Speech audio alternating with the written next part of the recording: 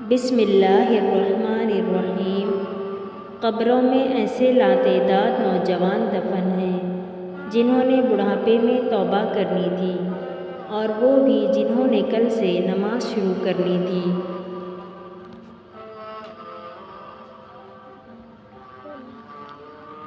تربیت بڑوں کی عکاسی کرتی ہے، اور یہ نسلوں کو یا تو عزت دلواتی ہے، یا ذلت کا سبب بنتی ہے، یا جنت میں لے جاتی ہے، یا جہنم میں جانے کا ذریعہ بنتی ہے۔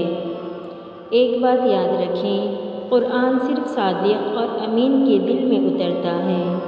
اس کتاب کے بڑے بڑے علماء کو دیکھا گیا ہے جو امانت کی راہ سے ذرا سے پھسلے اور پھر ان سے قرآن کی حلاوت چھین لی گئی، اور پھر کبھی وہ اس کتاب کو ہاتھ تک نہ لگا سکے۔ دنیا والے زیادتی کریں تو مسکراتے ہوئے معاف کر دیا کریں۔ یوسف علیہ السلام کو تو بھائیوں نے کنویں میں پھینک دیا تھا، اللہ تعالیٰ نے انہیں بادشاہ بنا دیا۔ بس معاف کریں اور اللہ سے مدد مانگتے رہیں۔